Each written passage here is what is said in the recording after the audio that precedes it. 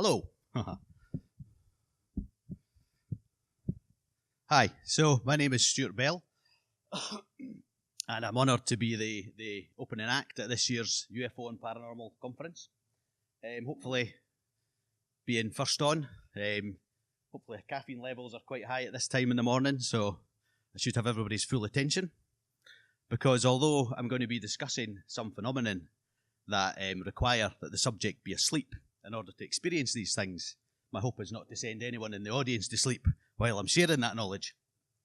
So I'm going to be discussing the phenomena of astral projection, also commonly known as an out-of-body experience. And I'll also be looking at the related sleep phenomena of lucid dreaming and sleep paralysis. So firstly, what is astral projection? In order to properly explain that, I first need to discuss lucid dreaming. And for anyone who is unfamiliar with the concept of lucid dreaming, it is the ability to be consciously aware while you're asleep and dreaming. So, to realise when you're in a dream, to realise that it's a dream, and then use that knowledge to manipulate and control the dream from within. And of course, as you can imagine, finding yourself fully conscious in a world created by your mind, a world where the possibilities are only limited by your imagination, can be very, very entertaining. Can also be very therapeutic. It's a world basically of total freedom. So generally speaking, there are two different methods of achieving lucid dreams. And the first method is the dream-induced lucid dream. And that involves, like I say, learning to realise that you're dreaming while you're actually within a dream. And there are different techniques in order to do that, to develop that awareness. The second method is the wake-induced lucid dream. Now this involves basically falling asleep, drifting off to sleep, fully aware. So keeping your focus as you drift off to sleep and going through the different stages of sleep until you reach the dream state, still fully conscious. So basically staying focused as you drift off, going through the different stages and entering the dream world, still fully conscious, as I said. This falling asleep consciously obviously makes you aware of some of the other stages of falling asleep that normally you would be unaware of. One of the first things you'll notice as you're drifting off fully conscious is a state called hypnagogia. And hypnagogia is when your mind starts to disconnect and you start to kind of hear random kind of voices. I call it the hypnagogic tunnel of nonsensical thoughts and random images that you pass through as you're falling asleep. And when you're in that state, you can start to hear like disembodied voices, music, conversations just phasing in and out of your awareness. A bit like a radio tuning in and out of different channels. And you can also see kind of random, surreal and bizarre images flashing before your eyes, faces and places, just kind of appearing as you drift off. And the artist, Salvador Dali, he actually used this state of hypnagogia for much inspiration for much of his work. But hypnagogia is just a pleasant slideshow, pleasant sideshow as you drift off to sleep on your journey towards fully conscious entering the dream state. And before you actually reach the dream state, fully aware, you'll pass through another common sleep state, namely sleep paralysis. Now this is what most people associate sleep paralysis with, this waking up in bed, unable to move, and your eyes are open, and you can see things, usually unpleasant things, appearing before you in your room. But sleep paralysis is actually a natural state, and it's one that we all enter every night, quite naturally, as we drift off to sleep. And basically, as your mind enters the sleep state, your body shuts off. And it's a good thing, because it stops you from acting out your dreams in the real world. So you won't go elbowing your partner in the face or kicking her when you're, while you're dreaming. Why you would be dreaming about elbowing your partner in the face is another matter, of course, and one you should maybe take up with a marriage counsellor. But joking aside, the same process of sleep paralysis happens when you're waking up. The body switches back on, the mind wakes up, and everything's fine. Unless, as can happen on some occasions, the mind wakes up first, and the body is still paralysed. And like I say, you find yourself in bed, unable to move anything other than your eyes. And because your mind is still partially asleep during this state, your mind can conjure up images, things that appear in your room in front of you. And it can be quite a terrifying experience for anybody who, doesn't understand what's going on. My earliest experiences with sleep paralysis were when I was very, very young. And I would go through into my mum's bedroom in the morning while my older siblings were getting ready for school. And they would be banging around downstairs, and I would be up in my mum's bed drifting in and out of sleep. And I'd sometimes find myself waking up feeling really heavy.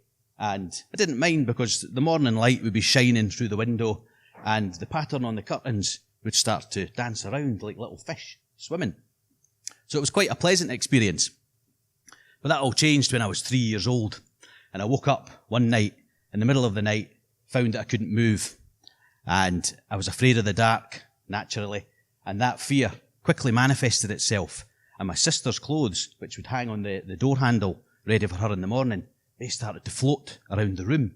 Of course, I couldn't move to pull the covers over my head, so I had no choice but to lie there in terror, and watch these animated empty clothes dancing around the room. After this happened a couple of times, I realised I could just close my eyes, and I wouldn't have to, I wouldn't have to see anything in the room. And these sleep paralysis experiences stopped when I was about 5 years old, and I moved house. But instead, I started to have recurring nightmares, and it was one particular recurring nightmare that led me to having my first ever lucid dream. I was 6 years old at the time, and this recurring nightmare was about a monster living... Oh, sorry, there's the dancing clothes. A monster living in the cupboard at the bottom of the stairs.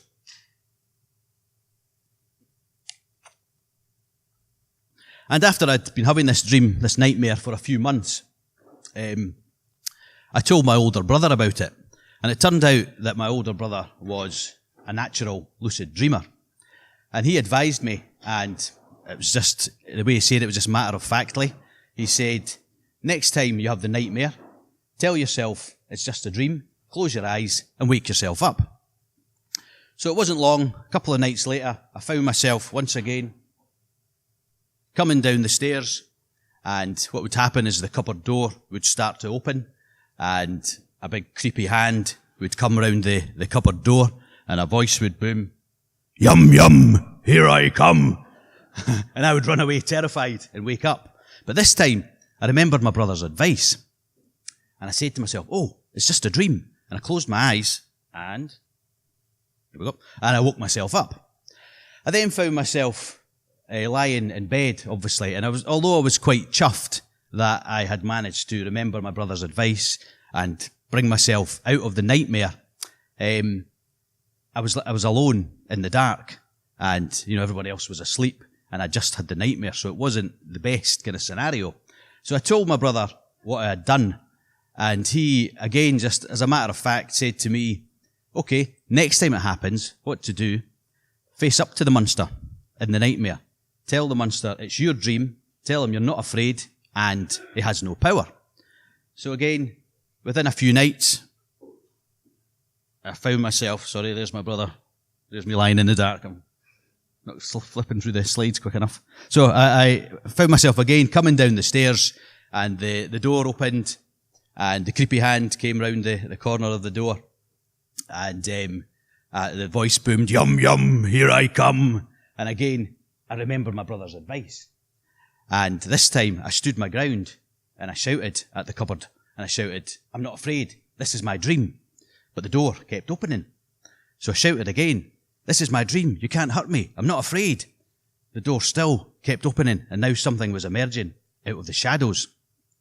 So I stopped, and I thought, what did my brother say? He said, tell the monster it's your dream, tell him you're not afraid, tell him he has no power. And when I looked up, everything had changed. and the monster was emerging out of the shadows. And he came out of the shadows, and it was Sweetums from the Muppet Show. I don't know if anybody remembers this big guy. He was the big 10-foot tall, brown, hairy one.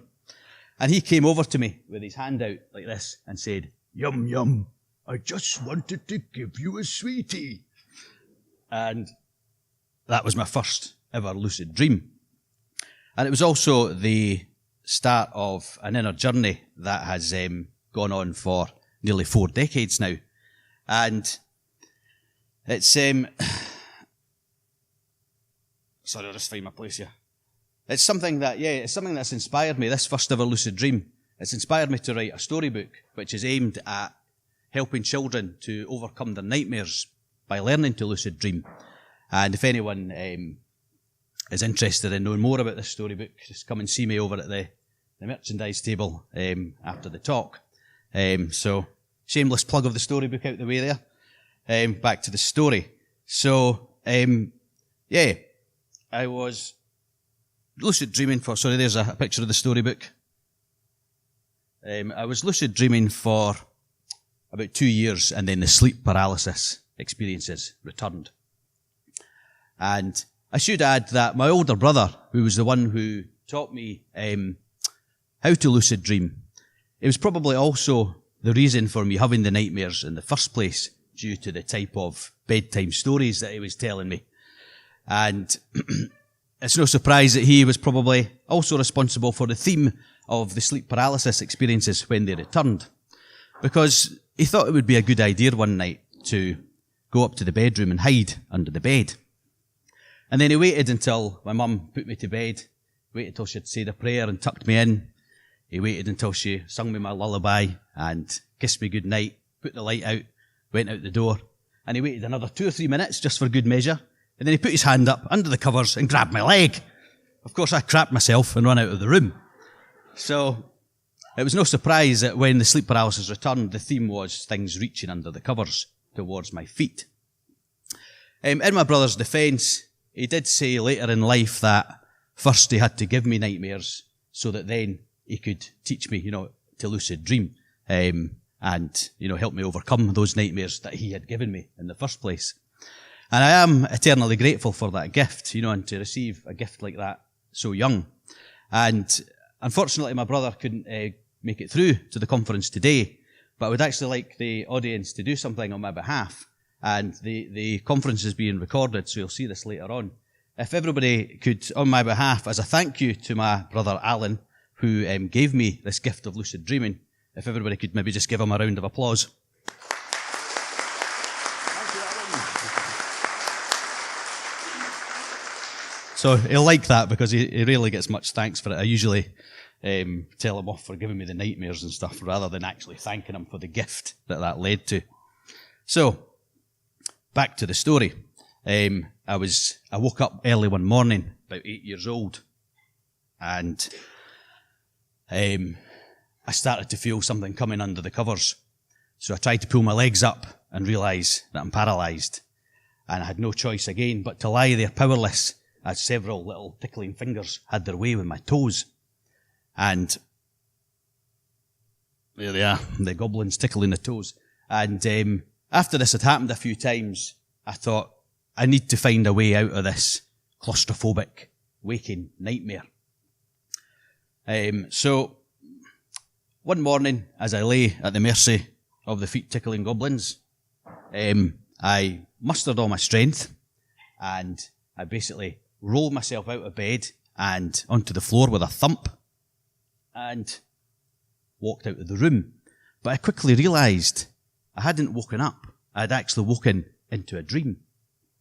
And this became my escape from sleep paralysis, this rolling out of bed and straight into a lucid dream. And when I got into my teens, I stopped being afraid of this in-between state. I stopped being afraid of sleep paralysis, and along with the fear went the entities and the monsters and the demons and the feet-tickling goblins and the dancing clothes. And now, when I'd wake up in sleep paralysis, I would just lie there and I would see strange shapes and patterns moving around the room. And Sometimes they'd be what looked like angelic figures kind of floating around, divine beings. And now and again, there would be a small, benign, shadowy figure standing at the bottom of my bed. Just get a little drink.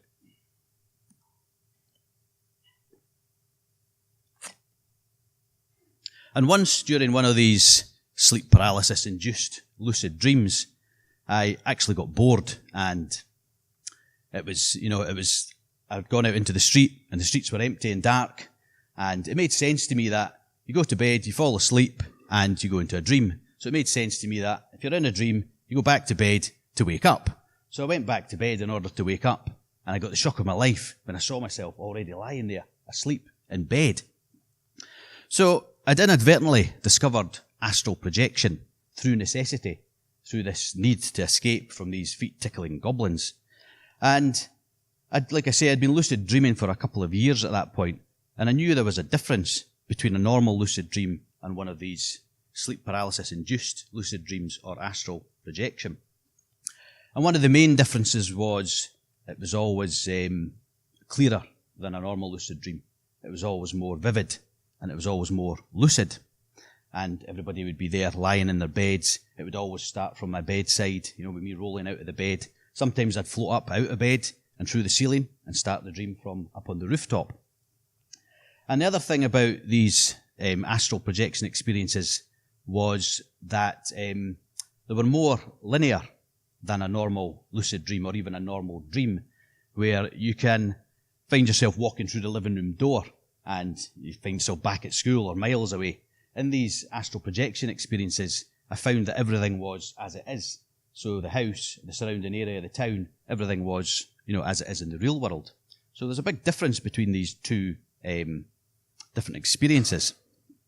So as you can see, astral projection and lucid dreaming are closely connected, closely related.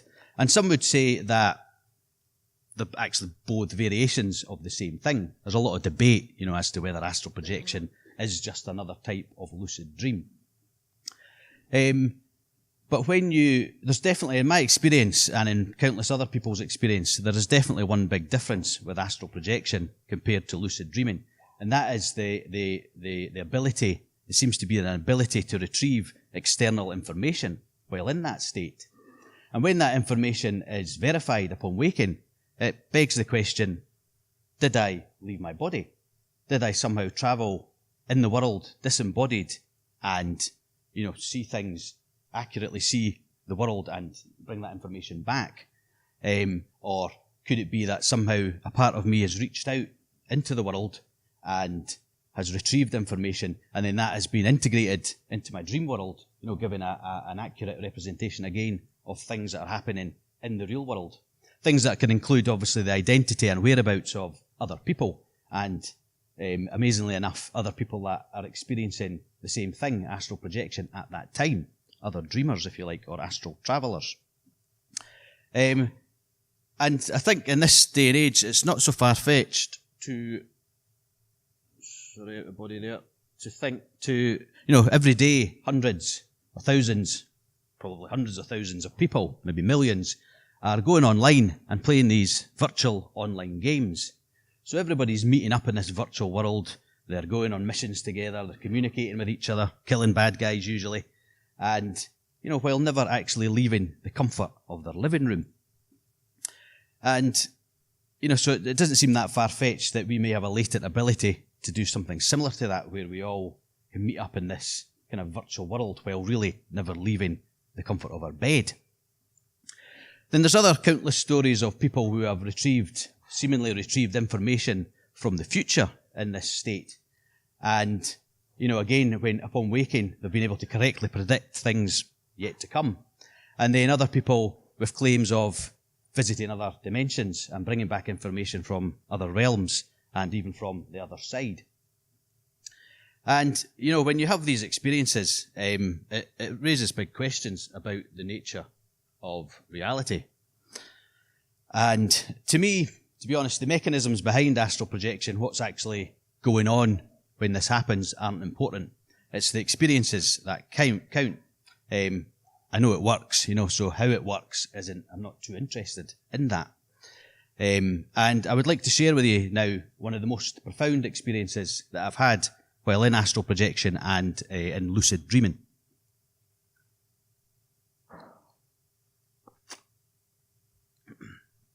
It's quite a difficult story to tell. It's about a friend of mine that her name was Kerry.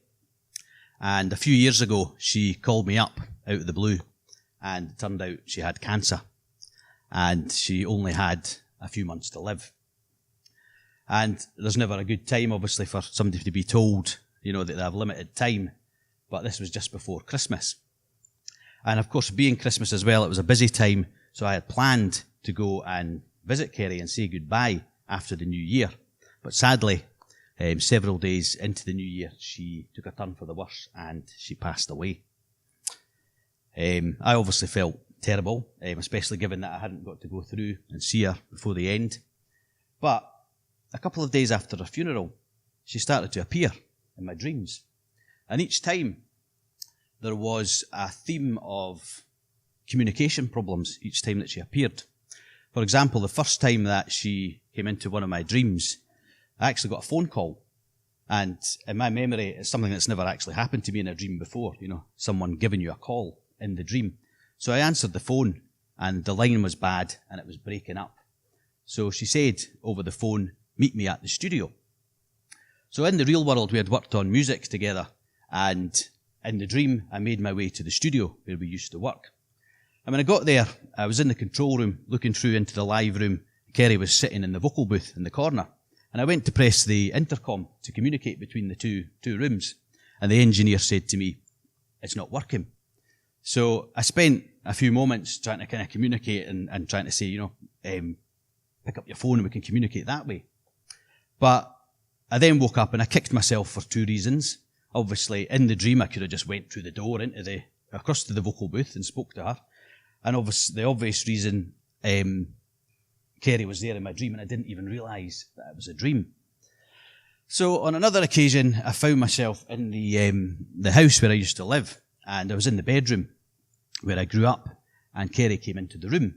And I started showing her some ideas that I'd been working on trying to play some music on the cassette recorder.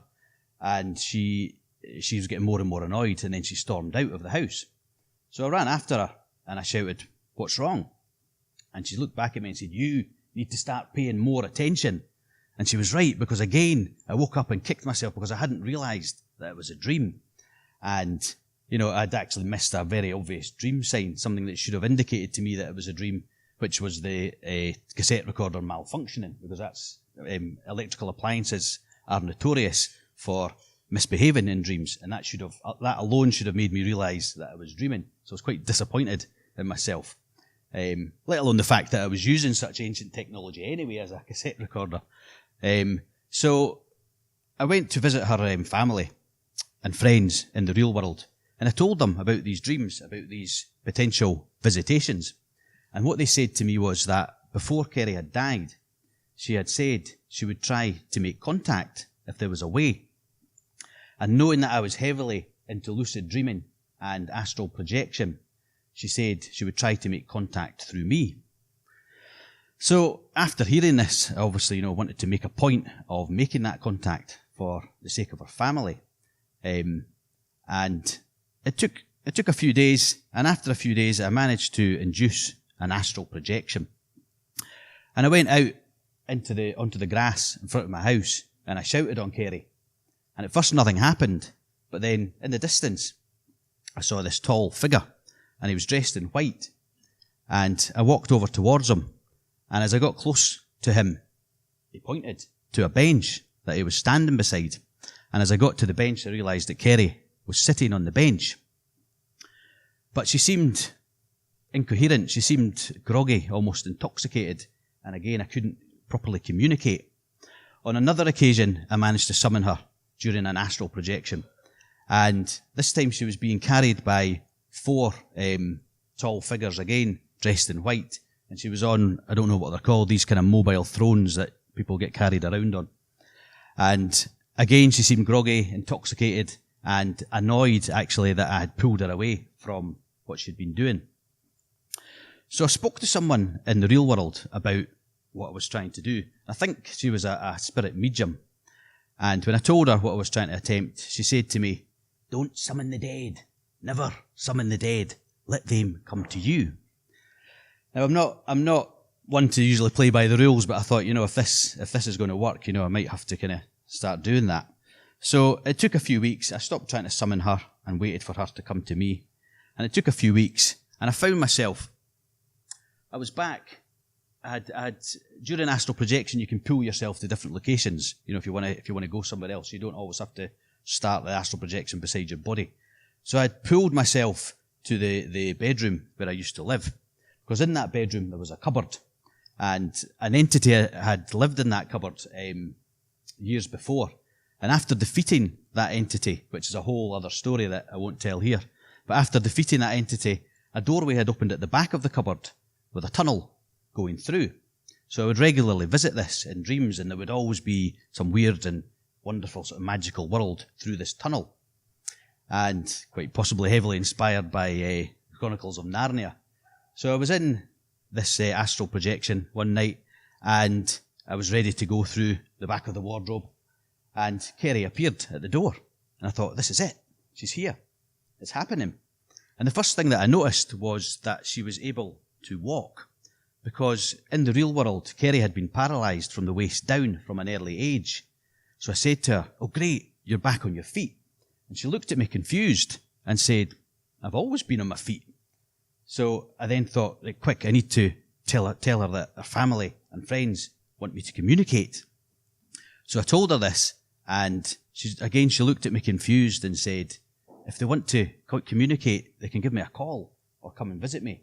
And I realised that she didn't know that she was dead. So I explained to her what had happened, and that she had lost her battle with cancer and had passed away. And she just laughed at me. She thought I was joking.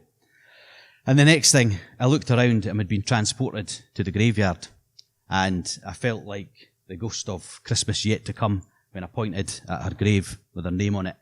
And she turned around, and when she saw it, she fell down and started to cry in front of her grave. And I stood there behind her, not really knowing what to say or what to do. And after a couple of minutes, she stood up and she turned round and she smiled at me through the tears and said goodbye and gave me a hug. And during that most profound hug, I started to feel the bed on my back, and I was pulled back into my body, and I was back in bed. So obviously, it felt great to be able to see her one last time and to be able to say goodbye. And part of me just wishes that one of her family, or close friends could have experienced that instead. But that's the way that it went.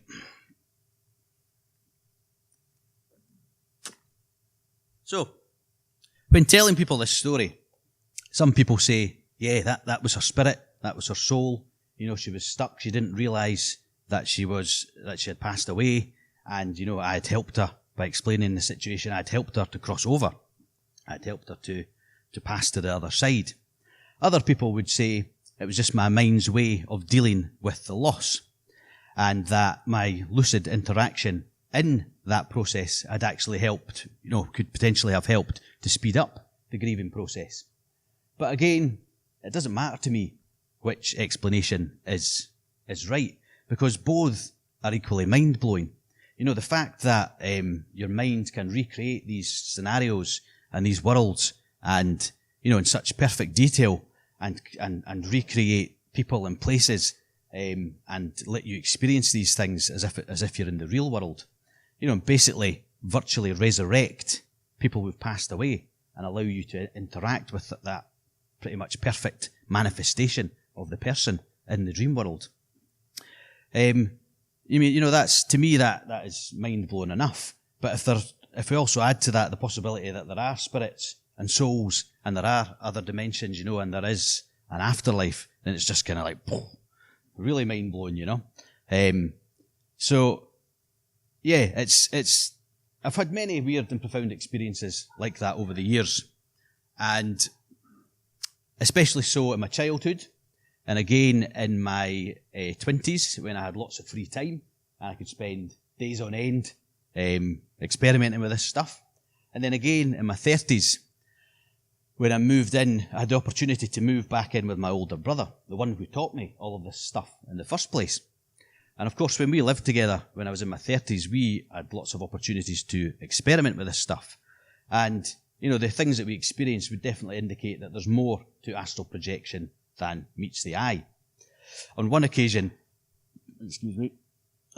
my brother, he came through in an out-of-body experience, astral projection. He came through to my room in the morning, and he said he saw me sitting at the computer, and I was working with headphones on, and he couldn't get my attention. So he started to knock the phone off the bedside table, and he gave up because he tried a few times, and he couldn't get my attention. Now, my experience that morning was that I had actually gotten up in the real world, which was unusual for me at that time, to do some work. And I was sitting on the computer with headphones on, and I kept thinking that I heard the phone ring. I'd take the headphones off, nothing. Put them back on, I could hear the phone ringing again. But again, taking them off, there was nothing. So, was that my brother trying to communicate from the astral realm using the phone? Was I picking up on that, and that's why I was hearing the phone ringing? Was it just a coincidence?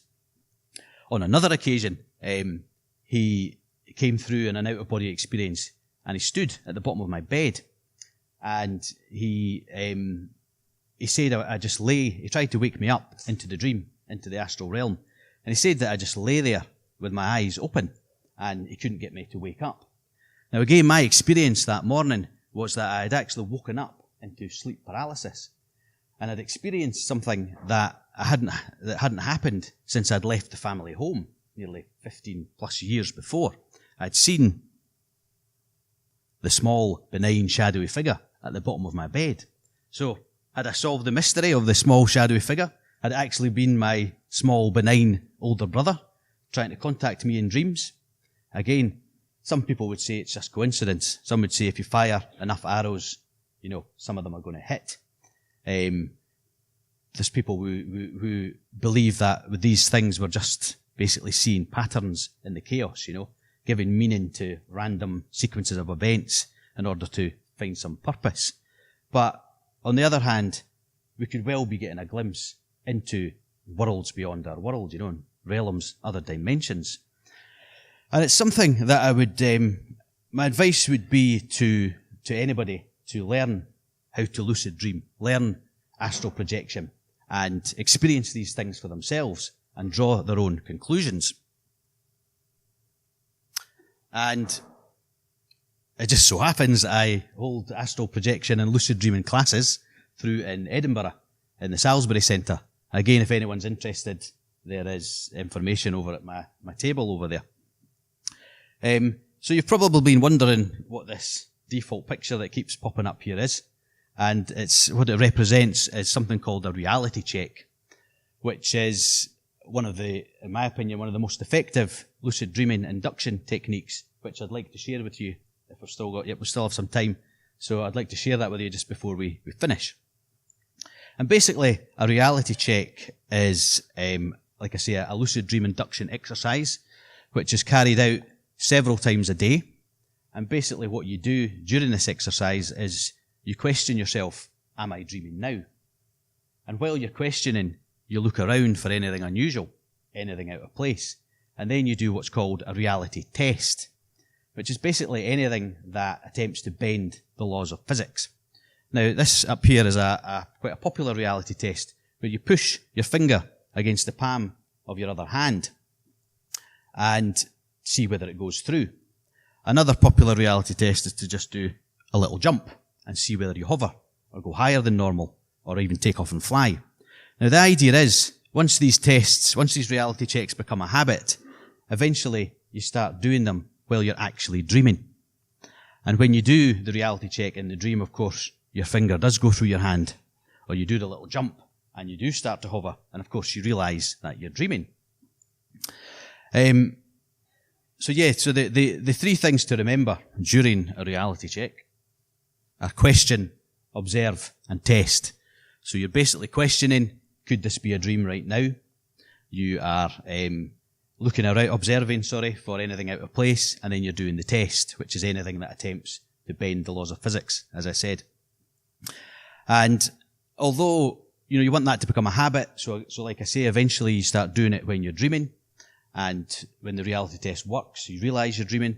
But although you want it to be a habit, you don't want it to be something that you do on autopilot. You want to be fully engaged in the reality check when you do it. And you also don't want to be complacent when you're doing your reality check. It might be a novelty for the first couple of weeks, and then you start to think, I know I'm awake. Look, my finger didn't go through my hand. I'm not dreaming. You also don't want to be self-conscious when you're doing the reality check. So if you, for instance, have a reminder on your phone to remind you to do this reality check, and it goes off when you're at a bus stop, and there's people kind of all around at the bus stop, and you think, I'm feeling a bit self-conscious. People will wonder, why is he poking his hand and jumping up and down at the bus stop? You might wait till you get on the bus, and you'll sit up the back, and you'll do the reality check when you're out of view. But all these things will carry over into the dream, and they'll affect the outcome of the reality check. So, for instance, if you are doing it on autopilot, you will be half expecting it not to work, and in the dream, it possibly will not work because you're expecting it not to. If you're being complacent, again, when you do the reality check in the dream, again, you'll be half expecting it. You'll be thinking, I'm awake. I know I'm awake. I don't need to do this. And again, it'll affect the outcome. And if you're self-conscious, that will carry over into the dream. And in the dream, by the time you've got to the back of the bus or somewhere in private to do the reality check, you'll have totally forgotten, that you were going to do it. That's the nature of your memory. You've probably noticed when you're dreaming.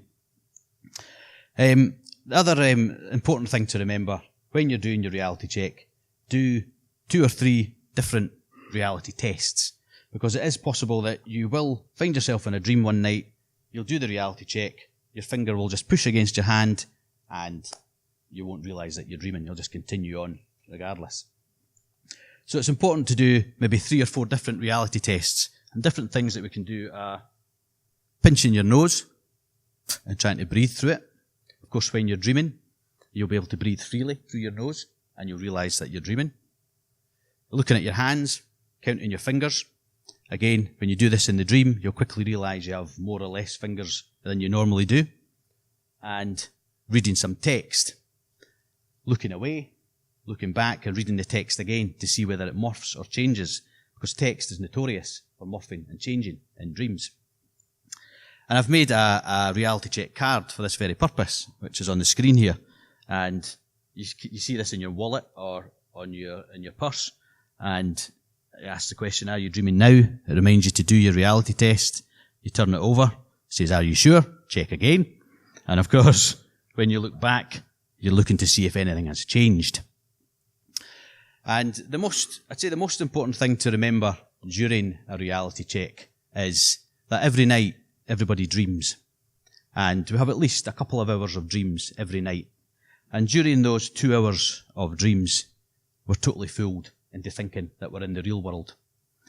You are totally convinced, your mind has you totally convinced that you're experiencing real life, when in fact, you're in bed, asleep, and you're dreaming. So it's important to remember that at any point, day or night, your mind could be fooling you into thinking that you're awake. If I was to ask you now, are you dreaming now? You would say, no. I say, how do you know? So I just know I'm awake. But if a dream character comes to you in a dream tonight, maybe you'll look like me, and he asks you the same question, are you dreaming now? You'll give the same answer. You'll say, no. How do you know? Just know I'm awake. So this questioning, because this is how real it is when you're in a dream. This is how convinced you are when you're in a dream.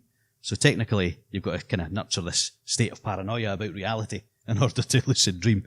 But of course, the way to find out whether you're lucid dreaming or not is to do the reality check, and that establishes whether you're in the real world or whether you're in a dream.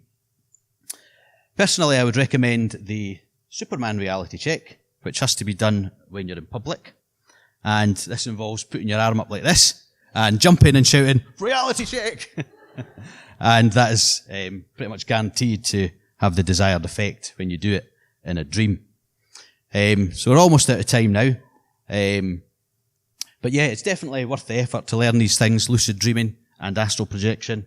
And it's something that's been a great force for positive change in my life, and it's been a big inspiration, as well as inspiring my storybook about my first ever lucid dream. It has also inspired my music and art projects, and I've been working on a trilogy of rock opera style concept albums entitled The Antechamber of Being, and these are based on my lifelong experiences with lucid dreaming and astral projection.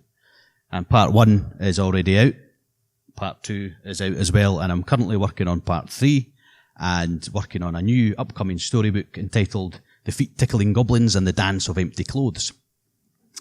So yeah, again, if anybody's interested in this type of stuff, come and see me over at the merchandise table. So that's pretty much time's up, is it? So that's great, everybody. Thank you for listening.